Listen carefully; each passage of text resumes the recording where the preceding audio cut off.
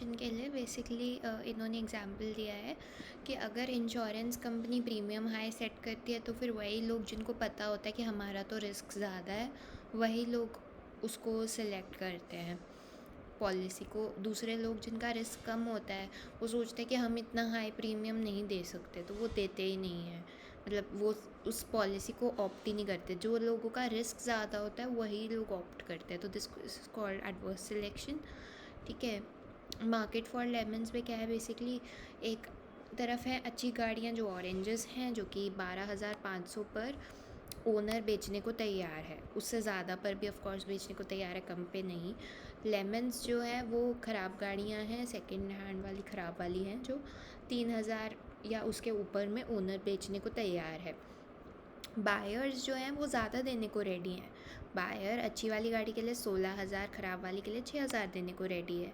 तो आइडियली सारी गाड़ियाँ बिक जानी चाहिए, बट द इशू इज़ के कंफर्म नहीं पता बायर को कि कौन सी गाड़ी अच्छी है कौन सी गाड़ी ख़राब है, राइट। तो वो दिक्कत है। अगर तो बायर्स बहुत सारे हों और गाड़ियों का स्टॉक लिमिटेड हो तो हमें पता है कि ऐसे में प्राइसेस जो हैं जितने वो मैक्सिमम देने को तैयार हैं, तो अगर वो अच्छी गाड़ी के लिए मैक्सिमम 16,000 देने को तैयार है, ख़राब वाली के लिए मैक्सिमम 6,000 देने को तैयार है, तो यही प्राइसेस सेट हो जाने चाहिए।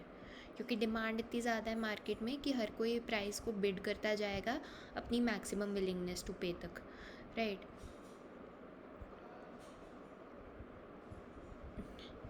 बायर्स को पता नहीं है कि गाड़ी ऑरेंज है या लेमन है, ठीक है, तो वो प्रॉब्लम है और उनके पास कोई तरीका भी नहीं है पता करने का, ठीक है। तो अगर तो कोई तरीका नहीं है पता करने का कि गाड़ी जो है कौन से टाइप की है, तो दोनों गाड़ियों का एक ही प्राइस होगा जो कि होगा बेसिकली पी, राइट।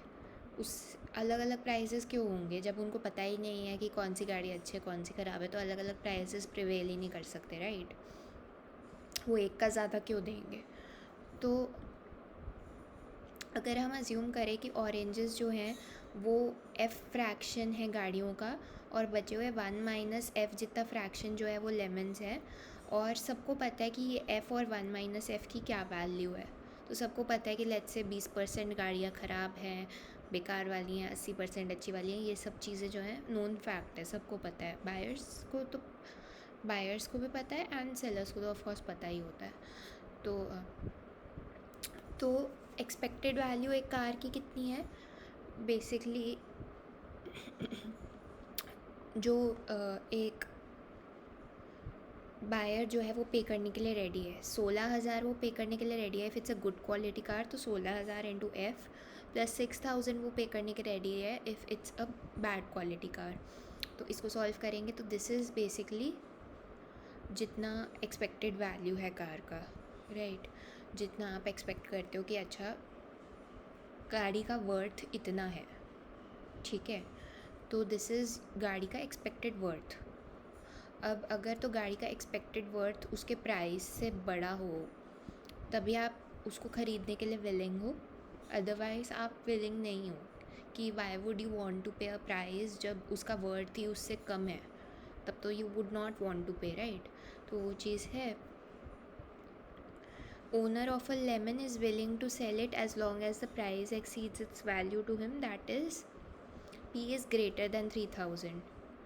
लेमन वाला वही हमने बात किया कि अगर P 3,000 से बड़ा होगा तो लेमन वाला ओनर बेचने को तैयार है, ऑरेंज वाला जो ओनर है वो बेचने को तैयार है अगर P 12,500 से ज़्यादा होगा तो, right.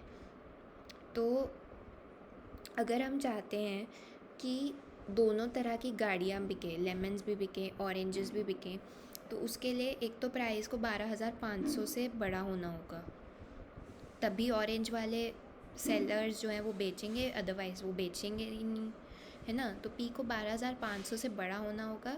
At the same time P को जो है गाड़ी का जो एक्सपेक्टेड वर्थ है उससे छोटा होना होगा, तभी जो बायर्स हैं वो ख़रीदेंगे, अदरवाइज़ वो ख़रीदेंगे नहीं। तो this is the part that's consistent with buyers wanting to buy the car, this is the part that's consistent with sellers wanting to sell the good cars. ठीक है, इससे सॉल्व करने से आता है बेसिकली एफ़ जो है 0.65 से बड़ा होगा तो फिर दोनों गाड़ियाँ बिक सकती हैं, ऑरेंजेस भी लेमन्स भी, अदरवाइज़ दे वोंट सेल। ठीक है, अगर 6,000 प्लस 10,000 एफ 12,500 से कम हो गया तो this is what, this is the cars worth. This is basically जो एक ऑरेंज सेलर एक्सपेक्ट करता है। अगर एक ऑरेंज सेलर जो एक्सपेक्ट करता है उससे कम गाड़ी का वर्थ लगता है बायर को, ठीक है, तो फिर वो 12,500 देगा नहीं और इन दैट केस कोई भी ऑरेंज नहीं बिकेगी, राइट। तो ऐसे में क्या होगा, एडवर्स सिलेक्शन हो जाएगा गाड़ियों के मार्केट में कि इन दिस केस कोई भी ऑरेंजेस मार्केट में बिकेगी ही नहीं, क्योंकि प्राइस इतना कम है कि कोई भी अपनी अच्छी वाली गाड़ियों को बेचने को तैयार ही नहीं है। सबको ये बात पता चल जाएगी कि कोई भी अच्छी वाली गाड़ी नहीं बिक रही है, बायर्स को भी पता चल जाएगी ये बात। तो उनको पता है कि अगर हम कोई गाड़ी ख़रीद रहे हैं तो वो ख़राब वाली ही है, और फिर ख़राब वालियों के लिए तो वो मैक्सिमम 6,000 ही पे करने के लिए रेडी है, तो मैक्स टू मैक्स वो उसके लिए 6,000 दे देंगे। लेमन के ओनर्स ऑफ कोर्स खुश होंगे, उनको तो ऑफ कोर्स अपना 3,000 एक्सपेक्ट कर रहे थे वो लेना, 6,000 उनको मिल रहा है तो उनको तो कोई दिक्कत नहीं है। लेकिन ऑरेंजेस का मार्केट एकदम ख़त्म हो जाएगा क्योंकि एसिमेट्रिक इन्फॉर्मेशन थी इसलिए। तो ये ग्रेशम्स लॉ है कि बैड कार्स ने गुड वाली कार्स को बाहर निकाल दिया। Signalling in the labour market की बात करें तो दो तरह के कॉलेज स्टूडेंट्स हैं, एबल्ड हैं और चैलेंज्ड हैं। फाइनेंस और कंप्यूटिंग वाली जो जॉब्स हैं वो ए टाइप को 1,60,000 देने को तैयार है, सी टाइप को 60,000 देने को तैयार है। ठीक है, दूसरी तरह की जो जॉब्स हैं वो ए को 1,25,000 देती हैं, सी को 30,000 देती हैं। ठीक है, अब कंपनीज़ को पता करना है कि ए टाइप वाली कौन सी है, सी टाइप वाली कौन सी है, ये सब कंफर्म करना है उनको, राइट। तो वो सब करने के लिए what they can do is कि बेसिकली वो एक कट ऑफ रख सकती हैं कि अगर किसी ने 6 कोर्सेज़ कर लिए हैं तो दैट मीन्स कि वो ए टाइप के हैं, अगर किसी ने 6 कोर्सेज़ नहीं किया तो वो सी टाइप के हैं, ऐसे करके कुछ कट ऑफ रख सकती हैं।